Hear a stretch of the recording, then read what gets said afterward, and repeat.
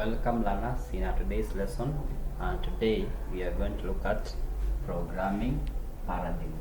Programming paradigm.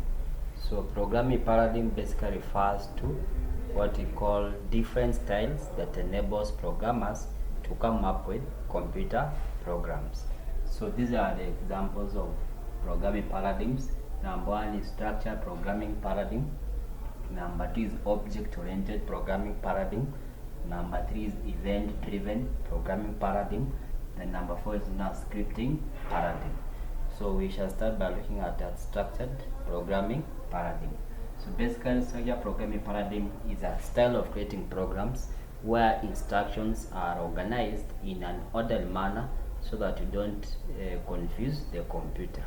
Programs are written in an organized manner so as to minimize errors. So the order is you start with lines that input or guide the hardware on how to acquire the input. Then you follow with lines that will guide the hardware to process or convert the inputs into information. Then lastly, you finish with lines that will guide the hardware on how to display the information. That's the order. So you cannot start with line number 3 or line number 2 first. For example, if I'm coming up with a program to return area of a rectangle, I can say line 1, enter length, because length is the first dimension, the first input. Line number 2, I can say enter width. This is another dimension of the shape of a rectangle. Then I say multiply length by width. Take the value of length, multiply with the value of width. Then I can say display area. So lines must be put in an orderly manner so that you don't confuse the computer. You cannot start with line number 4 because you're commanding our computer to display area and it doesn't have that value for area. You cannot start with line number 3 because you are commanding a hardware to multiply the value of length with the value of width and yet it doesn't have those two values. So you have to start with lines that acquire input, enter length, enter width. You go to lines that process or convert the inputs into information depending on which activity you are performing under processing. For example, this you are multiplying. Then you finish with lines that will display the area. So basically, this particular style of programming was developed by what we call Corrado, and Corrado is a person who invented 3 structures, and these 3 structures enables us to solve different kinds of problems, allows us to perform different kind of tasks. And the structures, one is what we call sequence, another structure is now selection, then you are going to look at another structure with the third one known as repetition. So we have 3 structures. One is sequence, selection, and repetition. Depending on the nature of task you are trying to perform, depending on the nature of a problem you are trying to solve, you can use any particular structure. Some problems requires you to combine 2 or more structures for you to be able to solve them. We can start with sequence. So whenever I am given a problem, and in my problem means once I understand that problem, I analyze that problem, I define it, I come up with tasks. And the manner I come up with the tasks, I come up with one task is inputting, another task is processing, then outputting. And these particular tasks are going to be performed in this particular order. It means I use sequence. Whenever you are given a problem, you have to analyze that problem and simplify that problem into small sub-problems which are easy to manage and work with. So as you do that, then you create small activities. So once you put that activity in that given order, then you have to use what you call sequence, because each activity in that order is going to be performed once. So from the first activity to the last activity. So what you can do in activity number 1, you can form a line, and this line we are calling statement 1, enabling you to guide the hardware to acquire input. If we are getting 10 inputs, we are going to form lines, not 1, not 2, several lines, depending on the number of inputs you are supposed to acquire. So they are under inputting. It is not necessary to be one line, but it can have several lines. Then when you go to processing, it means you form lines that will take these inputs and convert them into information. Then lastly, you finish with lines that will take the information from memory and show to the user via what we call output devices. So here I have statement 1 to be executed first before statement 2, then lastly to execute statement 3. So the manner in which I'm going to form the lines, that's how the hardware device is going to execute, because execution of lines by the hardware I form in a program will be from top moving downwards. That's the order. Structure programming paradigm emphasizes that execution of lines or program instructions is in a top-down approach, from top moving downwards. That's why we are starting with the lines that acquire input, you go to processing, then finally outputting.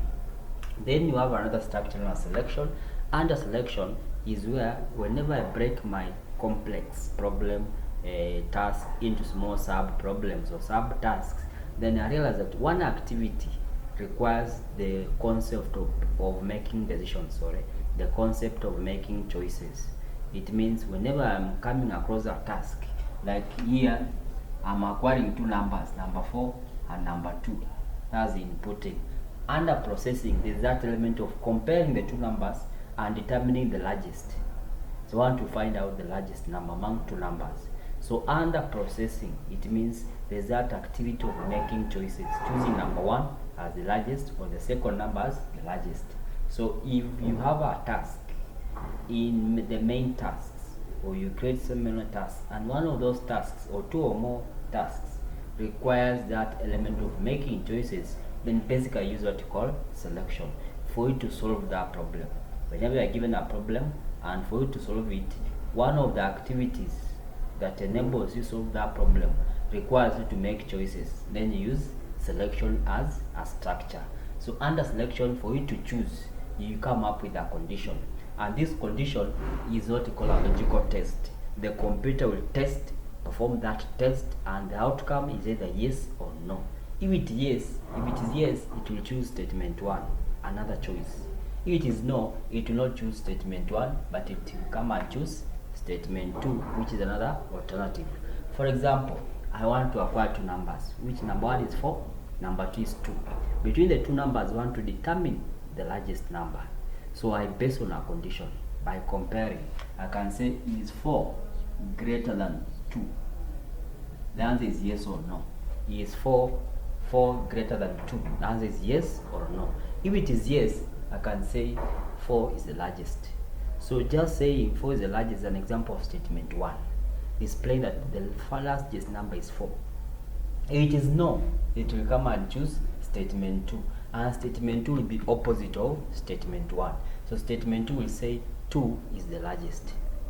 So here it say 4 is the largest, here it will say 2 is the largest. So we are choosing between displaying on the screen of our computer that 4 is the largest number, or displaying that 2 is the largest number. To make those choices, we come up with a condition. So we are saying a conditional logical test that the computer will perform, and the outcome is normally a yes or no. So that's what we call a selection structure. So now we can move and look at another structure, which is number 3, known as iteration or repetition. So repetition allows us to solve a problem whereby whenever I simplify my problem and come up with small activities, one of the activities requires that I perform it several times. That element of repetition, it means I have to use what you call iteration structure. For example, I develop one activity is inputting, another activity is processing, then you have what you call outputting. So here, for example, I want to acquire 10 numbers and add them and display the sum. So it means there is that element of inputting several times, there's that element of adding several times. By displaying, I just have one value for the sum, then I display it. Another example can be I want to acquire length of a rectangle and the width, then come up with area. But I want to do it for 20 rectangles. I want to come up with a program that can return the area of a rectangle, but I want to do it for 20 rectangles. So it means the element of acquiring value for length and acquiring value for width will be done 20 times, because each rectangle will have its own value of length and another value for width. The element of multiplying and coming up with the area of the rectangles will also be repeated 20 times. Displaying will also be repeated 20 times. Another example is I want to write a program that will display welcome, print welcome 3 times on the screen. displaying welcome once, second time, and the third time, 3 times. So it means the activity I'm performing there is displaying the word welcome.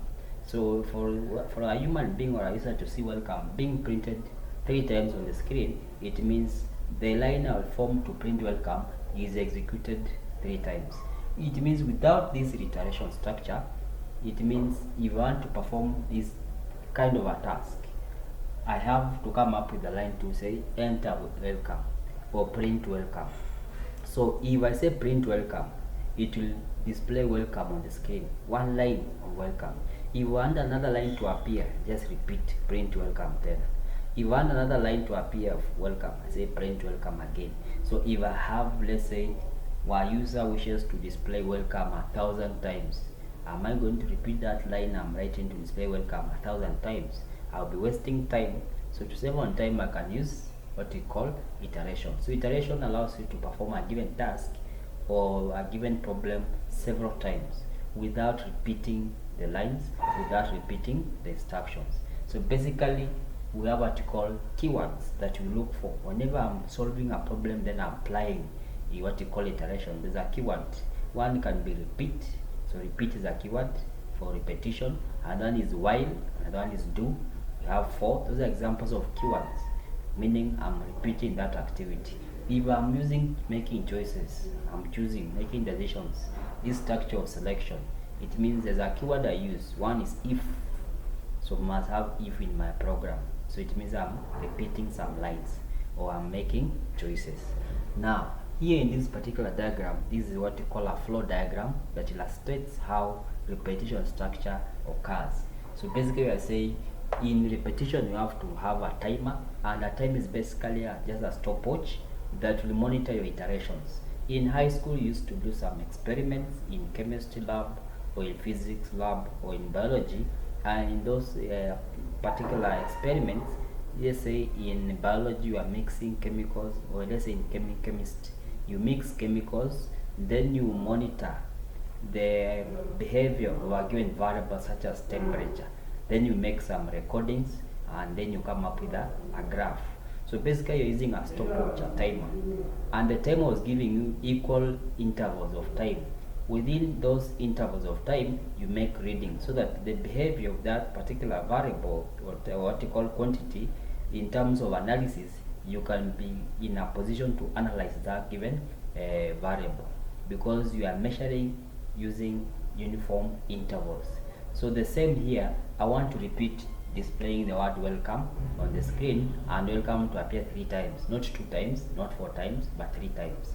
So I need something to monitor for me, so that I ensure that welcome has appeared 3 times, then I'll stop there. So that thing that we monitor here, we call it a loop control variable.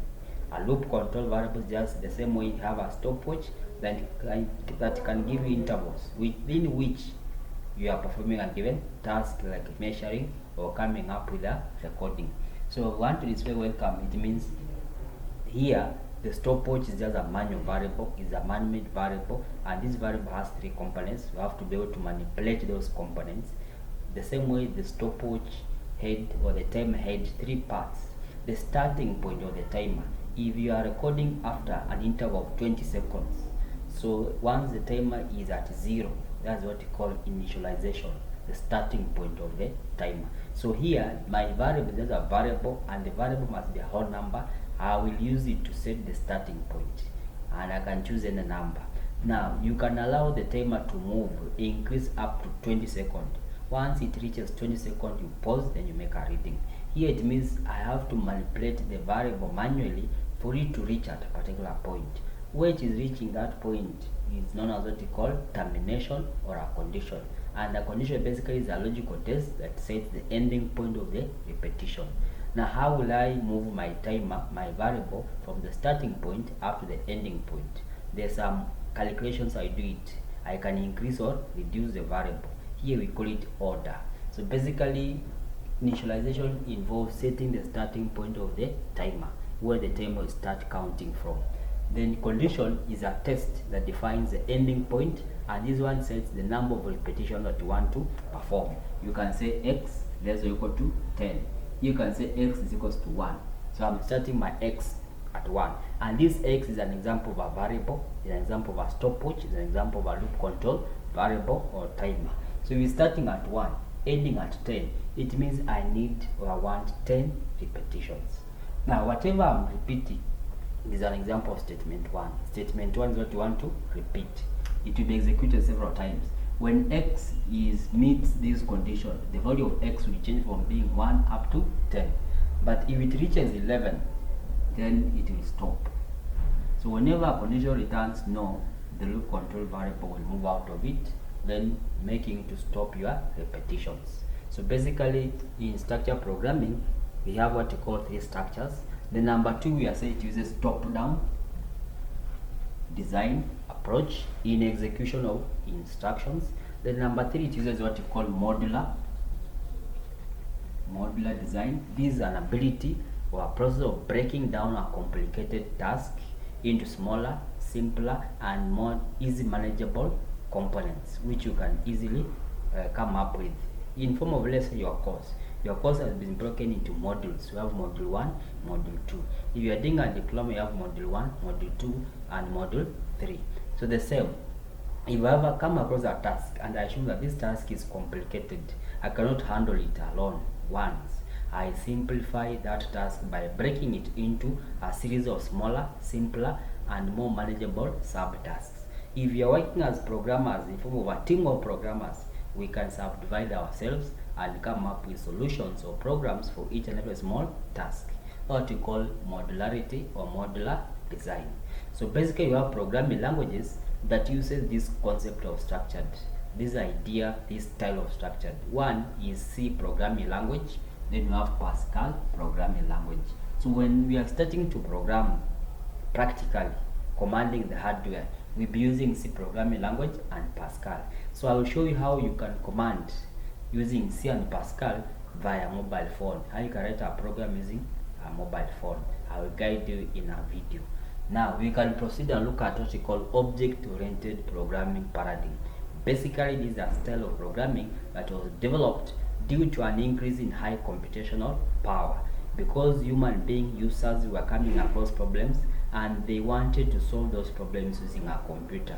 At that time, the computer hardware devices didn't know how to solve those problems. The manufacturers of computers did know that we have a user X, user Y, which have this and this problem. So these users, hence, were in need of programs, and these programs were to enable them solve their problems, what we call high increase in computational power. So many users have problems and they wanted to solve those problems using a computer, but the computer didn't know how to solve. So hence there's a need of softwares. So using object-oriented programming, we can take a short period of time to come up with programs. It uses certain ideas that can empower us to take a short period of time to come up with what we call programs. And here, program is divided into a series of what we call objects. And an object is basically an entity that has state, which is basically what we call properties or data that defines that object, and behavior. For example, a person has the name, you can have the color, you can have the weight, the height. Those are state variables.